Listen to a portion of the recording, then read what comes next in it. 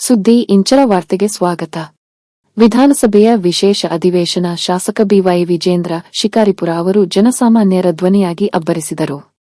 ಅಹಿಂದ ಹೆಸರನ್ನು ಹೇಳಿಕೊಂಡು ಆ ವರ್ಗಗಳ ಹೆಚ್ಚಿನ ಬೆಂಬಲದಿಂದ ಅಧಿಕಾರಕ್ಕೆ ಬಂದ ಈ ಬದ್ಧತೆಯಿಲ್ಲದ ಕಾಂಗ್ರೆಸ್ ಸರ್ಕಾರ, ಬಿಜೆಪಿ ಸರ್ಕಾರದ ಅವಧಿಯಲ್ಲಿ ಸ್ಥಾಪಿಸಲಾದ ನಿಗಮ ಮಂಡಳಿಗಳು ಸೇರಿದಂತೆ ಹಿಂದುಳಿದ ವರ್ಗಗಳ ಅಭಿವೃದ್ಧಿ ನಿಗಮಗಳಿಗೆ ನಮ್ಮ ಸರ್ಕಾರ ನೀಡುತ್ತಿದ್ದ ಅನುದಾನದ ಕಾಲು ಅಂಶ ಕೂಡ ನೀಡುತ್ತಿಲ್ಲ.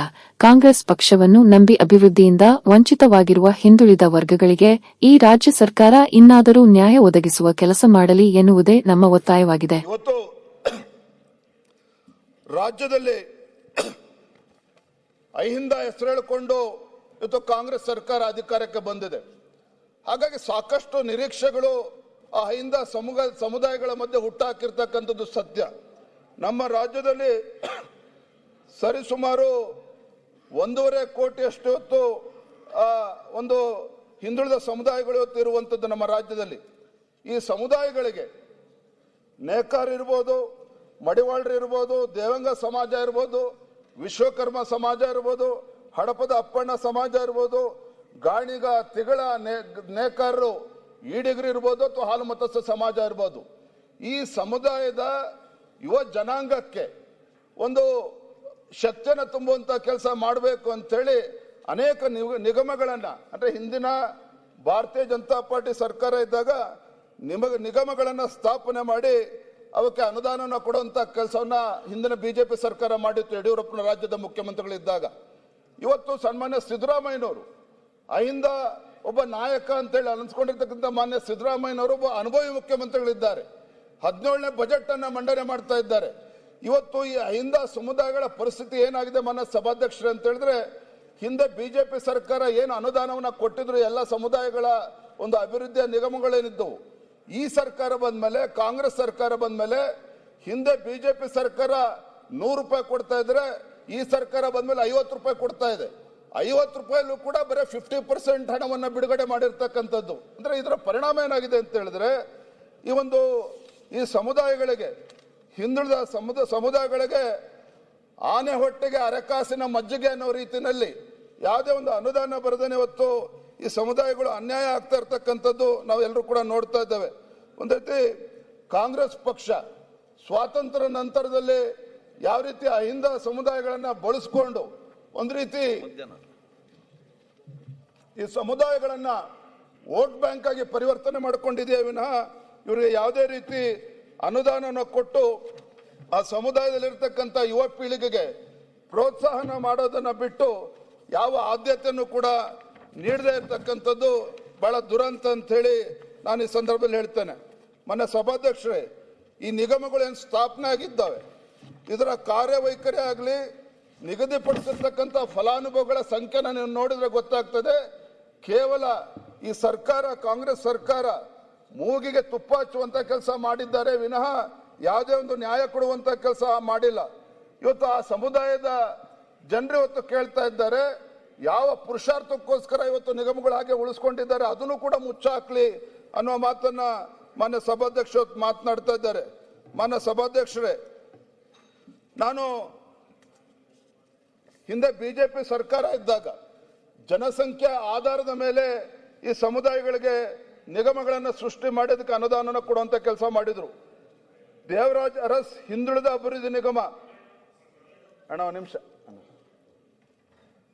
ದೇವರಾಜ್ ಅರಸ್ ಹಿಂದುಳಿದ ಅಭಿವೃದ್ಧಿ ನಿಗಮ ಹಿಂದೆ ಬಿಜೆಪಿ ಸರ್ಕಾರ ಇದ್ದಾಗ 190 ಕೋಟಿ ಅನುದಾನ ನಿಗದಿಪಡಿಸಿದ್ರೆ 190 ಕೋಟಿನೂ ಕೂಡ ಬಿಡುಗಡೆ ಮಾಡಿ ಆ ಸಮುದಾಯಕ್ಕೆ ನ್ಯಾಯ ಕೊಟ್ಟಿರುವಂತದ್ದು. ಅದೇ ರೀತಿ ಮರಾಠ ಅಭಿವೃದ್ಧಿ ನಿಗಮಕ್ಕೆ 100 ಕೋಟಿ ಅನುದಾನ ನಿಗದಿ ಮಾಡಿದ್ರೆ 100 ಕೋಟಿನ ಕೊಟ್ಟಿರುವಂತದ್ದು. ವಿಶ್ವಕರ್ಮ ಅಭಿವೃದ್ಧಿ ನಿಗಮಕ್ಕೆ 25 ಕೋಟಿ ನಿಗದಿ ಮಾಡಿದ್ರೆ 25 ಕೋಟಿ ಕೊಟ್ಟಿದ್ದಾರೆ. ನಿಜ ಶರಣ ಅಂಬಿಗರ ಚೌಡಯ್ಯ ಅಭಿವೃದ್ಧಿ ನಿಗಮ 15 ಕೋಟಿ ನಿಗದಿ ಮಾಡಿದ್ರೆ 15 ಕೋಟಿ ಕೊಟ್ಟಿದ್ದಾರೆ. ಮಡಿವಾಳ ಮಾಚಿದೇವ 15 ಕೋಟಿ ಹೇಳಿದ್ರೆ 15 ಕೋಟಿ ಕೊಟ್ಟಿದ್ದಾರೆ. ಒಟ್ಟಾರೆಯಾಗಿ ಹಿಂದಿನ ಬಿಜೆಪಿ ಸರ್ಕಾರದಲ್ಲಿ ಈ ಸಮುದಾಯಗಳಿಗೆ, ಹಿಂದುಳಿದ ಸಮುದಾಯಗಳಿಗೆ 576 ಕೋಟಿ ವಿವಿಧ ಬೋರ್ಡ್ಗಳಿಗೆ ಕೊಟ್ಟಿದ್ರೆ, ನಿಗದಿ ಮಾಡಿದ್ರೆ 576 ಕೋಟಿನೂ ಕೂಡ ಮಾನ್ಯ ಸಭಾಧ್ಯಕ್ಷ ಬಿಡುಗಡೆ ಮಾಡಿದ್ದಾರೆ.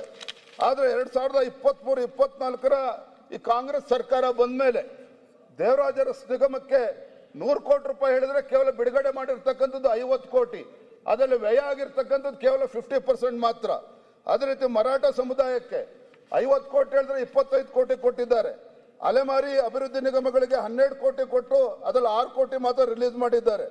ಮಡಿವಾಳ ಮಾಚಿದೇವ 9 ಕೋಟಿ ರೂಪಾಯಿ ಹೇಳಿದ್ರೆ ಕೇವಲ 4.5 ಕೋಟಿ ಕೊಟ್ಟಿದ್ದಾರೆ. ರಾಜ್ಯ ಕಾಡುಗೊಲ್ಲ ಅಭಿವೃದ್ಧಿ ನಿಗಮ 15 ಕೋಟಿ ಹೇಳಿದ್ರೆ ಕೇವಲ 7.5 ಕೋಟಿ ಇವತ್ತು ಕೊಟ್ಟಿರ್ತಕ್ಕಂಥದ್ದು ಹಿಂದಿನ ಬಿಜೆಪಿ ಸರ್ಕಾರ. ಕಾಡುಗೊಲ್ಲ ಅಭಿವೃದ್ಧಿ ನಿಗಮಕ್ಕೆ 20 ಕೋಟಿ ಹೇಳಿದ್ರೆ 20 ಕೋಟಿನೂ ಕೂಡ ರಿಲೀಸ್ ಮಾಡಿ ಖರ್ಚಾಗಿರ್ತಕ್ಕಂಥದ್ದು ನಾವು ನೋಡಿದ್ದೇವೆ ಮಾನ್ಯ ಸಭಾಧ್ಯಕ್ಷರೇ. ಒಟ್ಟಾರೆಯಾಗಿ ಇವತ್ತು ಅಹಿಂದ ಸಮುದಾಯಗಳು ಯಾವ ನಿರೀಕ್ಷೆಗಳನ್ನ ಸರ್ಕಾರದ ಬಗ್ಗೆ ಇಟ್ಕೊಂಡಿದ್ರೋ, ಯಾವ ಕನಸುಗಳನ್ನ ಸರ್ಕಾರದ ಬಗ್ಗೆ ಇಟ್ಕೊಂಡಿದ್ರೋ, ಅವರ ಕನಸುಗಳು ಇವತ್ತು ನುಚ್ಚುನೂರಾಗಿರ್ತಕ್ಕಂಥದ್ದು ಸತ್ಯ ಮಾನ್ಯ ಸಭಾಧ್ಯಕ್ಷರೇ. ಇವತ್ತು ಕೂಡ ನಾನು ಮಾನ್ಯ ತಮ್ಮ ಮುಖೇನ ಮಾನ್ಯ ಹಣಕಾಸಿನ ಸಚಿವರಾಗಿರುವಂತಹ ಮಾನ್ಯ ಮುಖ್ಯಮಂತ್ರಿಗಳಲ್ಲಿ ವಿನಂತಿ ಮಾಡ್ತೇನೆ, ಮುಂದಿನ ದಿನಗಳಲ್ಲಾದರೂ ಸಹ ಈ ಸಮುದಾಯಗಳಿಗೆ ನ್ಯಾಯ ಕೊಡುವಂತ ಕೆಲಸ ಆಗಬೇಕು. ಇವತ್ತು ಗಂಗಾ ಕಲ್ಯಾಣ ಯೋಜನೆ ಆಗಲಿ, ಸ್ವಯಂ ಉದ್ಯೋಗ ಯೋಜನೆ ಆಗಲಿ, ಇವೆಲ್ಲವೂ ಕೂಡ ಕೇವಲ ಮೂಗಿಗೆ ತುಪ್ಪ ಹಚ್ಚುವಂತ ಕೆಲಸ ಆಗಿದೆ ಹೊರತು ಇವತ್ತು ಯಾರಿಗೂ ಕೂಡ ಅದು ಅನುಕೂಲ ಆಗ್ತಾ ಇಲ್ಲ ಅನ್ನೋ ಮಾತನ್ನ ಮಾನ್ಯ ಸಭಾಧ್ಯಕ್ಷ ಸಂದರ್ಭದಲ್ಲಿ ಹೇಳೋದಕ್ಕೆ ಇಚ್ಛಪಡ್ತೇನೆ.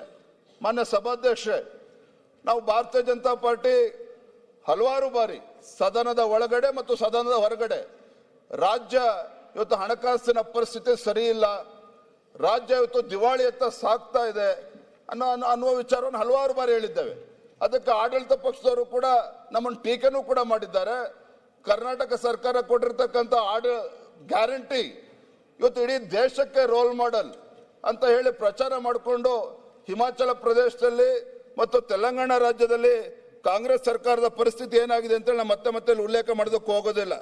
ಆದರೆ ಒಂದು, ಕಳೆದ ಬೆಳಗಾವಿಯ ಚಳಿಗಾಲದ ಅಧಿವೇಶನದಲ್ಲಿ ನಮ್ಮ ಸದಸ್ಯರಾಗಿರ್ತಕ್ಕಂಥ ಮಹೇಶ್ ತೆಂಗಿನಕಾಯಿ ಅವರು ಗೃಹಲಕ್ಷ್ಮಿನಲ್ಲಿ ಕಳೆದ ಫೆಬ್ರವರಿ ಮತ್ತು ಮಾರ್ಚ್ ತಿಂಗಳಲ್ಲಿ ಆ ಕಂತುಗಳನ್ನ ಬಿಡುಗಡೆ ಮಾಡಿದ್ದೇನೆ. ಸುಮಾರು 5,000 ಕೋಟಿ ರೂಪಾಯಿ ಅದು ಏನಾಗಿದೆ ಅಂತೇಳಿ ಸಂಬಂಧಪಟ್ಟ ಸಚಿವರು ಕೂಡ ಉತ್ತರ ಕೊಟ್ಟಿಲ್ಲ. ಮಾನ್ಯ ಹಣಕಾಸಿನ ಸಚಿವರು ಕೂಡ ಇವತ್ತಿಗೆ ಉತ್ತರ ಕೊಟ್ಟಿಲ್ಲ. ಆದ್ರೆ ಒಂದಂತೂ ಸತ್ಯ ಮಾನ್ಯ ಸಭಾಧ್ಯಕ್ಷರೇ, ರಾಜ್ಯದ ಹಣಕಾಸಿನ ಪರಿಸ್ಥಿತಿ ಎಷ್ಟು ಚಿಂತಾಜನಕವಾಗಿದೆ ಅಂತ ಹೇಳಿದ್ರೆ ಮಾನ್ಯ ಸಭಾಧ್ಯಕ್ಷರೇ, ಮಂಡ್ಯದಲ್ಲಿ ಸ್ವಾತಂತ್ರ್ಯ ಹೋರಾಟಗಾರರ ಮಾಸಿಕ ಗೌರವಧನ ಮತ್ತು ಅವರ ಕುಟುಂಬಸ್ಥರಿಗೆ ನೀಡುವ ಮಾಸಾಶನ ಸುಮಾರು 4.85 ಕೋಟಿ 6 ತಿಂಗಳಿಂದ ಈ ರಾಜ್ಯ ಸರ್ಕಾರ ಹಣ ಬಿಡುಗಡೆ ಮಾಡದೇನೆ ಸತಾಯಿಸಿಕೊಂಡು ಸ್ವಾತಂತ್ರ್ಯ ಯೋಧರಿಗೆ ಅಪಮಾನ ಮಾಡುವಂತ ಕೆಲಸ ಇವತ್ತು ರಾಜ್ಯ ಸರ್ಕಾರ ಮಾಡ್ತಾ ಇರುವಂತದ್ದನ್ನ ಈ ಸಂದರ್ಭ ಉಲ್ಲೇಖ ಮಾಡೋದಕ್ಕೆ ಇಚ್ಛೆ ಪಡ್ತೇನೆ ಮಾನ್ಯ ಸಭಾಧ್ಯಕ್ಷರೇ. ಇವತ್ತು ಸೇಡಂನಲ್ಲಿ ಕಳೆದ ಜುಲೈನಲ್ಲಿ ವೇತನ ದೊರೆತಿಲ್ಲ ಅನ್ನುವ ಕಾರಣಕ್ಕೆ ಕಲಬುರಗಿಯ ಸೇಡಂನಲ್ಲಿ ಅಲ್ಲೂ ಕೂಡ ಒಬ್ಳು ಬಾಲಕಿ ಇವತ್ತು ಒಂದು ಡೆತ್ ನೋಟ್ ಬರೆದು ಗ್ರಂಥಪಾಲಕಿ ಭಾಗ್ಯವತಿ ಆತ್ಮಹತ್ಯೆ ಮಾಡ್ಕೊಂಡಿರ್ತಕ್ಕಂಥದ್ದು ಕೂಡ ಇವತ್ತು ಪತ್ರಿಕೆಗಳಲ್ಲಿ ಇವತ್ತು ಉಲ್ಲೇಖ ಆಗಿರುವಂತದ್ದು.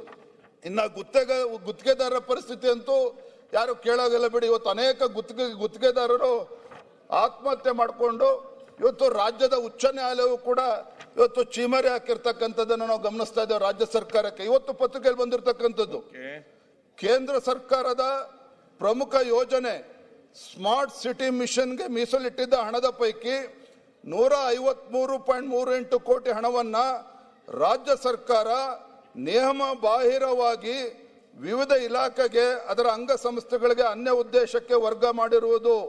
ಸ್ಮಾರ್ಟ್ ಸಿಟಿ 153 ಕೋಟಿ ಮಾನ್ಯ ಸಭಾಧ್ಯಕ್ಷರೇ, ಈ ರೀತಿ ಕೇಂದ್ರದಿಂದ ಬರ್ತಕ್ಕಂಥ ಅನುದಾನ ಅನ್ಯಾಯ ಅಂತ ಹೇಳ್ತಕ್ಕಂಥ ಆಡಳಿತ ಪಕ್ಷದವರು ಯಾವ ರೀತಿ ಇವತ್ತು ಅಕೌಂಟಬಿಲಿಟಿ ಇಲ್ದೇನೆ ಸಮರ್ಪಕವಾಗಿ ಹಣವನ್ನು ಬಳಕೆ ಮಾಡದೇ ಇರತಕ್ಕಂಥದ್ದು ಇವತ್ತು ನಾವು ಉಲ್ಲೇಖ ಮಾಡೋದಕ್ಕೆ ಇಷ್ಟಪಡ್ತೇವೆ ಮಾನ್ಯ ಸಭಾಧ್ಯಕ್ಷರೇ. ಬಹಳ ಪ್ರಮುಖವಾಗಿರ್ತಕ್ಕಂಥ ಅಂಶ ಇವತ್ತು ರಾಜ್ಯಾದ್ಯಂತ ಚರ್ಚೆ ಆಗ್ತಾ ಇದೆ. ಈಗ ತಾನೇ ಆಡಳಿತ ಪಕ್ಷದ ಸದಸ್ಯರು ಹೇಳಿದ್ರು, ಇವತ್ತು ತಮ್ಮ ಗ್ಯಾರಂಟಿಗಳ ಮೂಲಕ ಹೆಣ್ಣು ಮಕ್ಕಳ ಬಾಳಲ್ಲಿ ಬೆಳಕು ತರುವಂತ ಕೆಲಸ ನಮ್ಮ ಸರ್ಕಾರ ಮಾಡ್ತದೆ ಅಂತೇಳಿ ಬಹಳ ಅಭಿಮಾನದಿಂದ ಹೇಳಿದ್ರು, ಸಂತೋಷ. ಆದ್ರೆ ಮಾನ್ಯ ಸಭಾಧ್ಯಕ್ಷ, ವಾಸ್ತವಿಕ ಪರಿಸ್ಥಿತಿ ಏನು ಅಂತ ಹೇಳಿದ್ರೆ, ಇವರ ಗ್ಯಾರಂಟಿ ಯೋಜನೆಗಳಿಗೆ ಇವತ್ತು ಹಣ ಅದನ್ನ ಕಲೆಕ್ಷನ್ ಆಗ್ತಾ ಇಲ್ಲ. ಇದ್ರ ಪರಿಣಾಮ ಏನು ಅಂತ ಹೇಳಿದ್ರೆ, ಇವತ್ತು ರಾಜ್ಯದಲ್ಲಿ ಇವತ್ತು ಎಕ್ಸೈಸ್ ಡಿಪಾರ್ಟ್ಮೆಂಟ್ಗೆ ಇವತ್ತು ಸುಮಾರು 40,000 ಕೋಟಿ ಇವತ್ತು ಟಾರ್ಗೆಟ್ ಅನ್ನು ನೀಡಿರುವಂತದ್ದು ಮಾನ್ಯ ಮುಖ್ಯಮಂತ್ರಿ ಹಣಕಾಸು ಸಚಿವರು. ಇದರ ಪರಿಣಾಮ ಏನು ಅಂತ ಹೇಳಿದ್ರೆ ಮಹಿಳೆಯರ ಬಾಳಲ್ಲಿ ಬೆಳಕನ್ನು ತರ್ತೇವೆ ಅಂತ ಹೇಳ್ತಕ್ಕಂಥ ಕಾಂಗ್ರೆಸ್ನವರು ಇವತ್ತು 40,000 ಕೋಟಿ ಟಾರ್ಗೆಟ್ ಇವತ್ತು ಎಕ್ಸೈಸ್ ಡಿಪಾರ್ಟ್ಮೆಂಟ್ಗೆ ನಿಗದಿ ಮಾಡಿರೋ ಪರಿಣಾಮ ಏನು ಅಂತ ಹೇಳಿದ್ರೆ ರಾಜ್ಯದ ಯಾವುದೇ ಜಿಲ್ಲೆಗೆ ಹೋಗಿ ಮನ ಸಭಾಧ್ಯಕ್ಷರೇ ದಿನಸಿ ಅಂಗಡಿಗಳಲ್ಲೂ ಕೂಡ ಮದ್ಯ ಮಾರ್ತಕ್ಕಂಥ ಒಂದು ಕೆಟ್ಟ ಪರಿಸ್ಥಿತಿ ದುಸ್ಥಿತಿ ಇವತ್ತು ರಾಜ್ಯ ಸರ್ಕಾರಕ್ಕೆ ಬಂದಿದೆ ಅಂತ ಹೇಳಿದ್ರೆ ಒಂದು ಕಡೆ ಗೃಹಲಕ್ಷ್ಮಿ ಕೊಡ್ತಕ್ಕಂಥದ್ದು 2,000 ರೂಪಾಯಿ ಕೊಟ್ರೆ 5,000 ರೂಪಾಯಿ ಅವರಿಂದ ಕಿತ್ಕೊಳ್ತಕ್ಕಂಥ ಕೆಲಸ ಇವತ್ತು ಆಗ್ತಾ ಇದೆ. ಇವತ್ತು ಅಬಕಾರಿ ಇಲಾಖೆನಲ್ಲಿ ಯಾವ ರೀತಿ ಭ್ರಷ್ಟಾಚಾರ ಆಗ್ತಾ ಇದೆ, ಆ ಭ್ರಷ್ಟಾಚಾರದಲ್ಲಿ ಬಂದಿರತಕ್ಕಂಥ ಹಣ ಯಾರ್ಯಾರಿಗೆ ಹೋಗ್ತಾ ಇದೆ ನಾನು ಚರ್ಚೆ ಮಾಡೋದಕ್ಕೆ ಹೋಗೋದಿಲ್ಲ, ಅದನ್ನ ಸೋಮವಾರ ತೆಗೆದುಕೊಳ್ತೇನೆ. ಆದ್ರೆ ತಮ್ಮ ಮುಖೇನ ಮನೆ ಸಭಾಧ್ಯಕ್ಷರೇ, ಹಾಗಾಗಿ ಇವತ್ತು ಎಕ್ಸೈಸ್ ಡಿಪಾರ್ಟ್ಮೆಂಟ್ ಅಲ್ಲಿ ಈ ರೀತಿ ಟಾರ್ಗೆಟ್ ಅನ್ನ ಕೊಟ್ಟು ಈ ರಾಜ್ಯವನ್ನ ಕುಡುಕರ ರಾಜ್ಯವನ್ನಾಗಿ ಮಾಡೋದಕ್ಕೆ ಹೊರಟಿದ್ದಾರೆ. ಮಾನ್ಯ ಸಭಾಧ್ಯಕ್ಷರೇ, ಬಹಳ ಪ್ರಮುಖವಾಗಿರ್ತಕ್ಕಂಥ ಅಂಶ ಹೇಳ್ತೇನೆ. ಮಾನ್ಯ ಉಪಮುಖ್ಯಮಂತ್ರಿಗಳು ಸದನದಲ್ಲಿ ಏನು ನಮ್ಮ ತುಂಗಭದ್ರಾ ಕ್ರಸ್ಟ್ ಗೇಟ್ ಸಾಕಷ್ಟು ಚರ್ಚೆಗಳಾಗಿತ್ತು. ಮಾನ್ಯ ಸಭಾಧ್ಯಕ್ಷರೇ, ತುಂಗಭದ್ರಾದ ಗೇಟ್ ನಂಬರ್ 19 ಅದು ಕುಸಿಬಿದ್ದಂತ ಸಂದರ್ಭದಲ್ಲಿ ಮಾನ್ಯ ಉಪಮುಖ್ಯಮಂತ್ರಿಗಳು ಇಲ್ಲಿ ಸದನದಲ್ಲಿ ಹೇಳಿಕೆಯನ್ನು ಕೂಡ ಕೊಟ್ಟಿದ್ರು. ಅನುದಾನದ ಕೊರತೆ ಇಲ್ಲ, ಆಂಧ್ರ ಬೇರೆ ರಾಜ್ಯಗಳು ಅನುದಾನ ಕೊಡ್ಲಿ ಬಿಡ್ಲಿ, ಸಂಪೂರ್ಣವಾಗಿ ನಾವೇ ಅದನ್ನು ಭರಿಸ್ತೇವೆ ಅನ್ನೋ ಹೇಳಿಕೆಯನ್ನು ಕೂಡ ಮಾನ್ಯ ಉಪಮುಖ್ಯಮಂತ್ರಿಗಳು ಉತ್ತರ ಕೊಟ್ಟಿದ್ರು. ಇಲ್ಲೇನಾಗಿದೆ ಪರಿಸ್ಥಿತಿ ಅಂತ ಹೇಳಿದ್ರೆ ಮಾನ್ಯ ಸಭಾಧ್ಯಕ್ಷರೇ, ಮೊದಲನೇದಾಗಿ ತುರ್ತಾಗಿ ಅಲ್ಲಿ ರಿಪೇರಿ ಕೆಲಸ ಆಗ್ಲೇಬೇಕಾಗಿದೆ. 33 ಕ್ರಸ್ಟ್ ಗೇಟ್ಗಳು ರಿಪೇರಿ ಆಗ್ಬೇಕಾಗಿದೆ, ಹೊಸದಾಗಿ ಕೂರಿಸುವಂತ ಕೆಲಸ ಆಗ್ಬೇಕಾಗಿದೆ. ಇದ್ರ ನಡುವೆ ಏನಾಗಿದೆ, ರಾಜ್ಯ ಸರ್ಕಾರ 10 ಕೋಟಿ ರೂಪಾಯಿಗಳನ್ನ ನೀಡಿದ್ರು ಅಲ್ಲಿ ಕ್ರಸ್ಟ್ ಗೇಟ್ ರಿಪೇರಿ ಮಾಡಬೇಕು ಅಂತೇಳಿ. ಆಂಧ್ರ ಪ್ರದೇಶ ಸರ್ಕಾರ ಅಲ್ಲಿ 20 ಕೋಟಿ ಅವರ ಬಾಬ್ತನ್ನ ಈಗಾಗಲೇ ಕೊಟ್ಟಿದ್ದಾರೆ, ಇಲ್ಲಿಗೆ ಜಮಾ ಆಗಿದೆ. ತದನಂತರದಲ್ಲಿ ಅದೇ ಆಂಧ್ರ ಸರ್ಕಾರ 30 ಕೋಟಿ ರೂಪಾಯಿಗಳನ್ನ ಅಲ್ಲಿ ಸ್ಯಾಲರೀಸು ಮತ್ತೆ ಮೇಂಟೆನೆನ್ಸ್ಗೆ ಅಂತೇಳಿ 30 ಕೋಟಿ ಕೊಟ್ಟಿದ್ದಾರೆ. ಈ ಸರ್ಕಾರ ನೋಡಿ, ನಾನು ಹೇಳೋದಕ್ಕೆ ನಿಜವಾಗ್ಲೂ ಕೂಡ ನಾಚಿಕೆ ಆಗ್ತದೆ ಮನೆ ಸಭಾಧ್ಯಕ್ಷರೇ. ಈ ಸರ್ಕಾರ ನಡವಳಿಕೆ ಆಗಿದೆ ಅಂತ ಹೇಳಿದ್ರೆ ಆಂಧ್ರದಿಂದ 20 ಕೋಟಿ ಏನು ಬಂದಿದೆ, ತದನಂತರದಲ್ಲಿ ಮೇಂಟೆನೆನ್ಸ್ ಸ್ಯಾಲರಿಗೆ ಅಂತೇಳಿ 30 ಕೋಟಿ ಅಡಿಷನಲ್ 30 ಕೋಟಿ ಏನು ಬಂದಿದೆ. ಅದರಲ್ಲಿ ಈ ಸರ್ಕಾರ ಏನು ಹಿಂದೆ 10 ಕೋಟಿ ಕೊಟ್ಟಿತ್ತಲ್ಲ ಅದನ್ನ ಮುರ್ಕೊಳ್ತಕ್ಕಂಥ ಕೆಲಸ ಮಾಡಿದ್ದಾರೆ. ಅಂದ್ರೆ ರಾಜ್ಯದಲ್ಲಿ ಇವತ್ತು ಆರ್ಥಿಕ ಪರಿಸ್ಥಿತಿ ಬಹಳ ಚೆನ್ನಾಗಿದೆ ಅಂತ ಹೇಳ್ತಕ್ಕಂಥ ಇವತ್ತು ಕಾಂಗ್ರೆಸ್ ಸರ್ಕಾರ ಇವತ್ತು ರಾಜ್ಯದ ಪರಿಸ್ಥಿತಿ ಏನು ಅಂತ ಹೇಳಿ ಇದರಲ್ಲೇ ಗೊತ್ತಾಗ್ತದೆ. ಮಾನ್ಯ ಸಭಾಧ್ಯಕ್ಷರೇ, ಇವತ್ತು ಸಾಲ ಕೇವಲ 2.5 ವರ್ಷದಲ್ಲಿ ಕಾಂಗ್ರೆಸ್ ಸರ್ಕಾರ ಒಟ್ಟು 3.7 ಲಕ್ಷ ಕೋಟಿ ಇವತ್ತು ಸಾಲವನ್ನು ಮಾಡಿರುವಂತದ್ದು. ಇದರ ಪರಿಣಾಮ ಏನು ಅಂತ ಹೇಳಿದ್ರೆ ಮುಂದೆ ಯಾವುದೇ ರಾಜ್ಯ ಸರ್ಕಾರಗಳು ಬರಲಿ, ಯಾವುದೇ ರಾಜ್ಯ ಸರ್ಕಾರಗಳು ಬಂದರೂ ಕೂಡ ಇವ್ರು ಮಾಡಿರ್ತಕ್ಕಂಥ ಸಾಲ ಬಡ್ಡಿ ಅಸಲಿನ ತೀರಿಸ್ತಕ್ಕಂಥ ಕೆಲಸ ಇವತ್ತು ಮುಂದಿನ ಸರ್ಕಾರಗಳು ಮಾಡಬೇಕು. ಆ ರೀತಿ ಇವತ್ತು ಸಾಲ ಮಾಡುವಂತ ಕೆಲಸ ಇವತ್ತು ಈ ರಾಜ್ಯ ಸರ್ಕಾರ ಮಾಡಿದೆ. ಮಾನ್ಯ ಸಭಾಧ್ಯಕ್ಷರೇ, ಕೊನೆಯದಾಗ ಬಹಳ ಪ್ರಮುಖವಾಗಿ ಇವತ್ತು ಕಾನೂನು ಸುವ್ಯವಸ್ಥೆ ದ್ವೇಷ ಭಾಷಣದ ಬಗ್ಗೆ ಸಾಕಷ್ಟು ಚರ್ಚೆ ಆಗಿದೆ. ಇವತ್ತು ದ್ವೇಷ ಭಾಷಣದ ಕಾಯ್ದೆ ಇನ್ನೂ ಕೂಡ ಅನುಷ್ಠಾನಕ್ಕೆ ಬಂದಿಲ್ಲ. ಆದರೆ ಮೊನ್ನೆ ದಿನ ತರೀಕೆರೆನಲ್ಲಿ ನಮ್ಮ ಹಿಂದೂ ಕಾರ್ಯಕರ್ತ ವಿಕಾಸ್ ಪುತ್ತೂರ್ ತರೀಕೆರೆನಲ್ಲಿ ಭಾಷಣ ಮಾಡೋದಕ್ಕೆ ಪ್ರಾರಂಭ ಮಾಡೋ ಮುಂಚಿತವಾಗಿಯೇ ಅಲ್ಲಿ ಪೊಲೀಸರು ಹೋಗಿ ಅಡ್ಡಗಟ್ಟಿ ಅವರಿಗೆ ಭಾಷಣ ಮಾಡೋದಕ್ಕೆ ಅವಕಾಶ ಕೊಡೋದಿಲ್ಲ, ಅವ್ರ ಮೇಲೆ ಕೇಸ್ ಬುಕ್ ಮಾಡುವಂತ ಕೆಲಸವನ್ನ ಮಾಡ್ತಾರೆ. ಮತ್ತೊಂದು ಕಡೆ ನಮ್ಮ ದಕ್ಷಿಣ ಕನ್ನಡದ ನಮ್ಮ ಕಾರ್ಯಕರ್ತ ಶರಣ್ ಪಂಪೇಲ್ ಅವರು ದ್ವೇಷ ಭಾಷಣದ ನೆಪ ಹಿಡ್ಕೊಂಡು ಅವರಿಗೆ ಇವತ್ತು ಹೋಗದಾರಂಗೆ ತಡೆಯುವಂತ ಒಂದು ದುಸ್ಸಾಹಸಕ್ಕೆ ಕೈ ಹಾಕ್ತಾರೆ. ಅಷ್ಟೇ ಅಲ್ಲ, ಇವತ್ತು ಇಡೀ ರಾಜ್ಯದಲ್ಲಿ ಇಡೀ ದೇಶದಲ್ಲಿ ಇವತ್ತು ಅಕ್ರಮ ವಲಸಿಗರ ಬಗ್ಗೆ, ಅಕ್ರಮ ಬಾಂಗ್ಲಾದೇಶರ ಬಗ್ಗೆ, ಇವತ್ತು ವಲಸಿಗರ ಬಗ್ಗೆ ಚರ್ಚೆ ಆಗ್ತಾ ಇದೆ. ಈ ಸರ್ಕಾರ ಗಟ್ಟಿ ಮನಸ್ಸು ಮಾಡಿ ಯಾರು ಅಕ್ರಮ ವಲಸಿಗರು ನಮ್ಮ ರಾಜ್ಯದಲ್ಲಿದ್ದಾರೆ, ಬೆಂಗಳೂರಿನಲ್ಲಿದ್ದಾರೆ, ಅವರನ್ನ ಪತ್ತೆ ಹಚ್ಚಿ ಹೊರಗಾಗ್ತಕ್ಕಂಥ ಕೆಲಸ ಆಗ್ಬೇಕಾಗಿತ್ತು, ಅದನ್ನ ಮಾಡಲಿಲ್ಲ. ಆದ್ರೆ ಒಬ್ಬ ಹಿಂದೂ ಕಾರ್ಯಕರ್ತ ಪುನೀತ್ ಕೆರೆಹಳ್ಳಿ ಅಂತಕ್ಕಂಥ ಹಿಂದೂ ಕಾರ್ಯಕರ್ತ ಅಕ್ರಮ ವಲಸಿಗರನ್ನ ಪತ್ತೆ ಹಚ್ಚಿ ಪೊಲೀಸರಿಗೆ ಹಿಡ್ಕೊಟ್ರೆ ಅವನ ಕೇಸ್ ಹಾಕ್ಬಿಟ್ಟು ಅವ್ರನ್ನ ಒಳಗಾಕಿ ಬೆದರಿಕೆ ಆಗ್ತಕ್ಕಂಥ ಕೆಲಸವನ್ನ ಇವತ್ತು ರಾಜ್ಯ ಸರ್ಕಾರ ಮಾಡ್ತಾ ಇರ್ತಕ್ಕಂಥದ್ದು ಅಕ್ಷಮ್ಯ ಅಪರಾಧ, ಅನ್ಯಾಯ. ಇನ್ನ ಬಳ್ಳಾರಿ ಬಗ್ಗೆ ಮೊನ್ನೆ ಜನಾರ್ದನ್ ರೆಡ್ಡಿ ಅವ್ರನ್ನ ಉಲ್ಲೇಖ ಮಾಡಿದ್ದಾರೆ. ಮನೆ ಸಭಾಧ್ಯಕ್ಷರೇ, ನಾನು ಕೂಡ ನಮ್ಮೆಲ್ಲ ಶಾಸಕರ ಮತ್ತೊಮ್ಮೆ ನಾನು ಆಗ್ರಹಪಡಿಸ್ತೇನೆ, ತಮ್ಮ ಮುಖ ನಾನು ಒತ್ತಾಯ ಮಾಡ್ತೇನೆ. ರಾಜ್ಯ ಸರ್ಕಾರ ಮಾನ್ಯ ಮುಖ್ಯಮಂತ್ರಿಗಳು ಗಂಭೀರವಾಗಿ ತೆಗೆದುಕೊಂಡು ಈ ಒಂದು ಸಂಪೂರ್ಣವಾಗಿ ಪಾರದರ್ಶಕವಾಗಿ ತನಿಖೆ ಆಗಬೇಕು ಅಂತ ಹೇಳಿದ್ರೆ ಸಿಬಿಐ ತನಿಖೆ ಕೊಡಬೇಕು ಅಂತ ಮನೆ ಸಭೆಗೆ 2 ನಿಮಿಷ ಮುಗಿಸುತ್ತೆ ದಯವಿಟ್ಟು. ಮನೆ ಸಭಾಧ್ಯಕ್ಷ ದಲಿತರ ಬಗ್ಗೆ ಸಾಕಷ್ಟು ಚರ್ಚೆ ಆಗ್ತಾ ಇದೆ. ಆದ್ರೆ ಇವತ್ತು ನಾನು ಮುಗಿಸ್ತೇನೆ ಸಭಾಧ್ಯಕ್ಷ, ಮುಗಿಸ್ತೇನೆ. ಇವತ್ತು ಯಲ್ಲಾಪುರದಲ್ಲಿ ಯಲ್ಲಾಪುರದಲ್ಲಿ ರಂಜಿತಾ ದಲಿತ ಮಹಿಳೆ ನಾವು ಪಾಪ ಎಷ್ಟು ಚೆನ್ನಾಗಿ ಮಾತಾಡ್ತಿದ್ದ ಮಾನ್ಯ ಸಭಾಧ್ಯಕ್ಷರೇ ಮಾತಾಡ್ತೀರಿ. ದಲಿತರ ಬಗ್ಗೆ ಬಹಳ ಮೊಸಳೆ ಕಣ್ಣೀರು ಸುರಿಸ್ತದ ಆಡಳಿತ ಪಕ್ಷದವರು. ಅಲ್ಲಿ ಯಲ್ಲಾಪುರದಲ್ಲಿ ರಂಜಿತಾ ಅಂತಕ್ಕಂಥ ಒಬ್ಬ ಹಿಂದೂ ಮಹಿಳೆ, ದಲಿತ ಮಹಿಳೆ, ಹಾಡು ಹಗಲೇ ಆ ಮಹಿಳೆ ಕತ್ತು ಸೀಳಿ ಕೊಲೆ ಮಾಡಿರ್ತಕ್ಕಂಥದ್ದು. ನನ್ನ ವಿನಂತಿ ಇಷ್ಟೇನೆ, ನಾನು ಕೂಡ ಅಲ್ಲಿ ಹೋಗಿ ನಾವು ಪಕ್ಷದ ವತಿಯಿಂದ ಒಂದು ಸಣ್ಣ ಪರಿಹಾರನ ಕೊಡುವಂತ ಕೆಲಸ ಮಾಡಿದ್ವಿ. ನಾವು ಒತ್ತಾಯ ಮಾಡಿದ್ವಿ, ಯಾವ ರೀತಿ ನೀವು ಮಂಗಳೂರಿನಲ್ಲಿ ಬಳ್ಳಾರಿನಲ್ಲಿ 50 ಲಕ್ಷ 25 ಲಕ್ಷ ಕೊಡ್ತೀರಿ, ಒಂದು ಬಡ ಕುಟುಂಬ ಇದೆ, ದಲಿತ ಕುಟುಂಬ ಇದೆ, 50 ಲಕ್ಷ ರೂಪಾಯಿ ಪರಿಹಾರ ಘೋಷಣೆ ಮಾಡಿ ಅಂತೇಳಿ ವಿನಂತಿ ಮಾಡಿದ್ರೆ ರಾಜ್ಯ ಸರ್ಕಾರ ಕಾನೂನಾತ್ಮಕವಾಗಿ ಏನು ಸಣ್ಣ ಪುಟ್ಟ ಕೊಡ್ಬೇಕು ಅದನ್ನ ಕೊಟ್ಟಿದ್ದಾರೆ ವಿನಃ ಇವತ್ತು ಆ ಬಡ ಕುಟುಂಬಕ್ಕೆ ಒಂದು 50 ಲಕ್ಷ ರೂಪಾಯಿ ಕೂಡ ಬಿಡುಗಡೆ ಮಾಡ್ತಕ್ಕಂಥ ಒಂದು ಹಣಕಾಸಿನ ಪರಿಸ್ಥಿತಿ ಆಗಲಿ ಎಷ್ಟೊಂದು ಹದಗೆಟ್ಟಿದೆ ಅನ್ನೋದನ್ನು ಕೂಡ ಮಾನ್ಯ ಮುಖ್ಯಮಂತ್ರಿಗಳು ಇವತ್ತು ಉತ್ತರ ಕೊಡಬೇಕು. ಮಾನ್ಯ ಸಭಾಧ್ಯಕ್ಷ ಇಷ್ಟೇ ಹೇಳುವಂಥದ್ದು, ನಾನೇನು ತಗೊಳ್ಳೋದಿಲ್ಲ.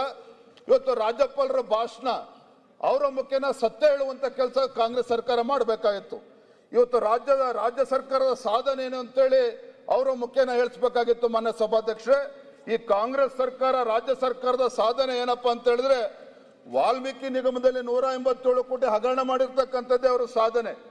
ಇವತ್ತು ಬಾಂಗ್ಲಾದೇಶ ಅಕ್ರಮ ವಲಸಿಗರಿಗೆ ನೆಲೆ ಕೊಡ್ತಾ ಇರ್ತಕ್ಕಂಥದ್ದೇ ಅವರ ಸಾಧನೆ. ಇವತ್ತು ಕೇಂದ್ರ ಸರ್ಕಾರದ ಕೃಷಿ ಸಮ್ಮಾನ್ ಯೋಜನೆಯನ್ನ ತಡೆದಿಡ್ತಿರ್ತಕ್ಕಂಥದ್ದೇ ಸಾಧನೆ. ಕೇಂದ್ರದ ನೀಟ್ ನ್ಯಾಷನಲ್ ಎಜುಕೇಶನ್ ಪಾಲಿಸಿನ ತಡೆದಿಡ್ತಿರ್ತಕ್ಕಂಥದ್ದೇ ಸಾಧನೆ. ಬಿಟ್ರೆ ಇವತ್ತು ಎಲ್ಲದರ ಮೇಲೂ ಕೂಡ ತೆರಿಗೆಯನ್ನು ಹಾಕಿ ಬೆಲೆ ಏರಿಕೆಯನ್ನು ಮಾಡಿ ಇವತ್ತು ಸಾಮಾನ್ಯ ಜನರು ತತ್ತರಿಸಿ ಇವತ್ತು ಇಡೀ ಸರ್ಕಾರಕ್ಕೆ ಇಡೀ ಶಾಪ ಆಗ್ತಾ ಇದ್ದಾರೆ. ಹಾಗಾಗಿ ಇಂಥ ಅಭಿವೃದ್ಧಿ ಶೂನ್ಯ ಸರ್ಕಾರದ ವಿರುದ್ಧ ಈ ರಾಜ್ಯದ ಜನ ವಿಶ್ವಾಸವನ್ನ ಕಳೆದುಕೊಂಡಿದ್ದಾರೆ. ಆ ಸತ್ಯವನ್ನು ಹೇಳಿಸ್ತಕ್ಕಂಥ ಪ್ರಾಮಾಣಿಕ ಪ್ರಯತ್ನ ರಾಜ್ಯ ಸರ್ಕಾರ ಮಾಡಬೇಕಾಗಿತ್ತು, ಅದನ್ನು ಮಾಡಿಲ್ಲ ಅಂತಕ್ಕಂಥದ್ದು ದುರಂತ. ಮಾನ್ಯ ಸಭಾಧ್ಯಕ್ಷೆ, ಇಷ್ಟೇ ಹೇಳಿ ಈ ಕಾಂಗ್ರೆಸ್ ಸರ್ಕಾರ ಎಲ್ಲಾ ರಂಗದಲ್ಲೂ ಕೂಡ ವೈಫಲ್ಯ ಆಗಿರ್ತಕ್ಕಂಥದ್ದು. ಅದನ್ನ ನಾನು ತಮ್ಮ ಮೂಲಕ ಸದನ ಮೂಲಕ ತಮ್ಮ ಮುಖೇನ ಸರ್ಕಾರಕ್ಕೆ ಬೆಳಕು ತರುವಂತ ಕೆಲಸ ನಾನು ಮಾಡಿದ್ದೇನೆ. ಸಭಾಧ್ಯಕ್ಷೆ, ಅವಕಾಶವನ್ನು ಕೊಟ್ಟಿರೋದಕ್ಕಾಗಿ ತಮಗೆ ವಂದನೆಗಳು.